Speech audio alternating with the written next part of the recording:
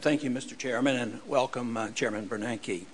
I am very pleased to be here today as the ranking member, and in the midst of the great optimism of monetary policy and how the economy is doing, I still have some concerns. And of course, one of my long-term goals has always been to emphasize maintaining the integrity of the monetary unit rather than looking superficially at some of our statistics. But I also share the concern of the chairman of the committee of our responsibilities for oversight and your interest as well, Chairman Bernanke, on having the transparency that I think we all desire. Transparency in monetary policy is a goal we should all support. I've often wondered why Congress has so willingly given up this prerogative over monetary policy. Congress, in essence, has ceded total control of the value of our money to a secretive central bank. Congress created the Federal Reserve, yet it had no constitutional authority to do so. We forget that those powers not explicitly granted to the Congress by the Constitution are inherently denied to the Congress, and thus the authority to establish a central bank was never given. Of course, Jefferson and Hamilton had that debate early on, and the debate seemingly was settled in 1913. But transparency and oversight are something else, and they're worth considering. Congress, although not by law, essentially has given up all its oversight responsibilities over the Fed. There are no true audits. Congress knows nothing of the conversations, the plans, and the action taken in concert with other central banks. We get less and less information regarding the money supply each year, especially now that we don't even have access to M3 statistics. The role the Fed plays in the President's secretive working group on financial markets goes essentially unnoticed by Congress. The Federal Reserve shows no willingness to inform Congress voluntarily about how often the working group meets, what action it takes that affects the financial markets, or why it takes these actions. But all these actions directed by the Federal Reserve alter the purchasing power of our money. And that purchasing power is always reduced.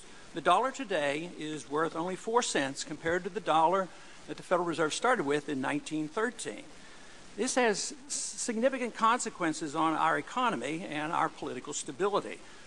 All paper currencies are vulnerable to collapse, and history is replete with examples of great suffering caused by these collapses, especially to the nation's poor and the middle class. This can lead to political turmoil as well. Even before a currency collapses, the damage done by a fiat system is significant. Our monetary system insidiously transfers wealth from the poor and the middle class to the privileged rich. Wages never keep up with profits on Wall Street and the banks, thus sowing the seeds of class and discontent. When economic trouble hits, free markets and free trade are often blamed, while the harmful effects of a fiat monetary system are ignored. We deceive ourselves that all is well with the economy and ignore the fundamental flaws that are a source of growing discontent among the various groups. Few understand that our consumption and apparent wealth is dependent on a current account deficit running at approximately $800 billion a year. This deficit shows that much of our prosperity is based on borrowing rather than a true increase in production. Statistics show year after year that our productive manufacturing jobs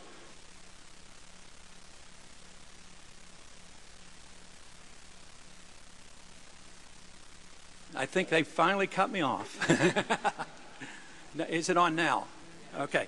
This phenomenon is not seen as a consequence of the international fiat monetary system where the United States government benefits as the issuer of the world reserve currency. Government officials consistently claim that inflation is in check at barely 2%, but middle-class Americans know that their purchasing power, especially when it comes to housing, energy, and medical care and school tuition, is shrinking much faster than at 2% per year. Even if prices are held in check, in spite of our monetary inflation, concentrating on the CPI statistics distracts from the real issue.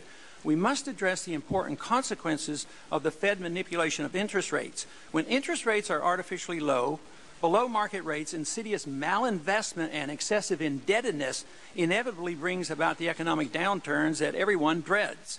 We look at GDP figures and reassure ourselves that all is well, yet a growing number of Americans still do not enjoy the high standard of living that monetary inflation brings to the privileged few. Those who benefit the most are the ones who get to use the newly created credit first. The gentleman's time has expired. If the gentleman would come to a conclusion. Okay, I will yield back.